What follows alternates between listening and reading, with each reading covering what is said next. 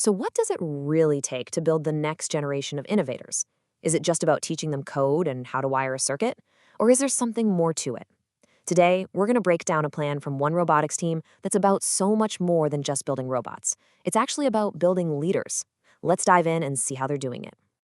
It all starts right here, with this simple but honestly incredibly powerful idea from their vision statement. And this isn't just some feel-good motto they stick on a poster. Nope. It is the absolute foundation for their entire program. Every workshop, every project, every single goal. It's all built on the belief that knowledge isn't something you hoard for yourself, it's something you share. So, what does that really look like when the rubber meets the road? Well, the team's entire plan for the 2025-2026 season is built on this dual foundation. On one side, yeah, you've got the hard technical skills you absolutely need to win competitions, but on the other side, you have something they believe is just as crucial, a deep, ingrained teaching mentality. And look, this isn't just some vague idea they talk about. They've actually built a system around it. The focus is on creating a culture where teaching is just as valued as learning. They're deliberately targeting those crucial soft skills, like communication and public speaking, right alongside the hard skills like welding and coding. And maybe most importantly, every single member has the power to propose their own ideas, giving them real ownership over their journey. Of course, a journey like this needs guides, right? And this team has put together a really thoughtful leadership structure designed to support every member, no matter where they're starting from. Let's meet the core team. You've got Afenai Madi and Zuak Ferial managing the team. But here's the clever part. They've split their focus. Afenai works with the advanced members, while Ferial focuses on the beginners. Then you have Kelifat Taki Dean, who's all about sharpening those competition skills. And Shura Huria is the co-leader, providing support across the board. It's just a really clear, smart system that makes sure nobody falls through the cracks. And this is where things get really interesting. Beyond that core leadership, they have field supervisors. Think of these folks as subject matter experts, like Smati Brahim for electronics. They aren't managers, they are your go-to technical wizards when you need to go super deep on a specific problem. It's like having a specialist on call.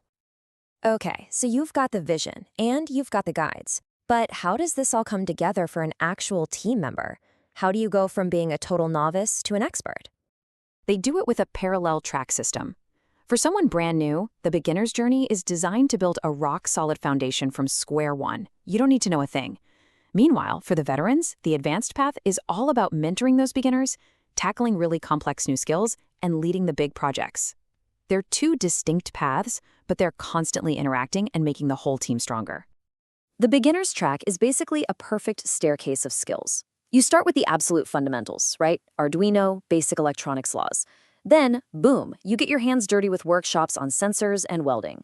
From there, it's on to power systems, motors, drivers, and finally, you dive into more serious coding with Platform I/O and ESP32s. And the best part? After every single session, there's a hands-on task. It's all about turning theory into muscle memory. Now, the advanced track. This is where that sharing is caring philosophy becomes the main event. Step one isn't just to learn something new, it's to teach and lead the beginners.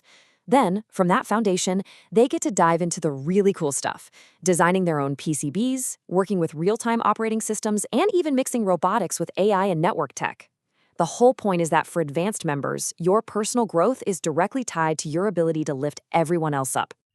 This all sounds fantastic on paper, doesn't it? But we all know that real-world problems are messy. They don't follow a neat little curriculum. So how does this team get its members ready for the chaos of a real project that has just gone completely sideways? They do it with the reverse style workshop. And this is such a brilliant idea. Instead of building something from scratch, members get projects that have already failed or are unfinished. Their job? To figure out what went wrong, troubleshoot it, and fix it. Just think about how powerful that is. It teaches you that failure isn't the end, it's just a data point. It builds those critical skills that separate a good engineer from a truly great one, the ability to figure out why something broke. So with all these skills, both for building and for fixing, it's time to put them to the test. Welcome to the Forge. This is where all that knowledge gets hammered into real working creations through projects and, of course, competitions.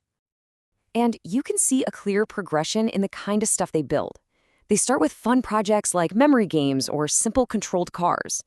Then they level up to the competition arena, building things like speeding line-following robots, powerful sumo bots, and smart maze solvers. At the very top end, you're talking about drones and self-balancing cars. They even use their skills to improve the club itself, with IoT projects like a smart door that's linked to the member database. And hey, it's not all about soldering irons and code either. The plan specifically calls for things like regular debates, puzzles, and quizzes. This keeps everyone's minds sharp, challenges assumptions, and just builds a really fun, engaging team spirit. So, what's the end game here? Where is all of this meticulous planning, all this hard work, actually leading? Well, it's about forging a legacy that's going to last way beyond any single competition season. Let's be real. Of course they want to win. Winning is that clear, undeniable proof that what you're doing works. It's a benchmark against the best out there, and it's a huge motivator to keep innovating and pushing boundaries. But here's the thing. For this team, winning isn't really the point. It's the result of their real goal, which is to forge true experts. They're focused on building people who have the skills and the confidence to take on seriously complex projects all on their own. And here it is. This is the whole shebang, the ultimate goal. When you boil it all down, it's not really about the robots at all, is it? It's about planting a leadership mentality. By putting members in charge of their own mini projects, they're giving them real-world leadership experience. They're actively growing their own future leaders, year after year. And their ambition doesn't stop there. They have a massive long-term vision. They want to build a respected reputation in the wider tech community. They want to create this core group of experts who can teach and pass on knowledge. They want to keep that Team of the Year title and eventually grow big enough to host their own external robotics competition, inspiring that next wave of innovators. So you see, this is so much more than just a plan for a robotics club. It's a blueprint for growing talent, for building collaboration, and for intentionally creating the leaders of tomorrow. And it leaves us with a pretty big question to think about. This team has a clear, actionable plan to build its leaders. How are you building yours?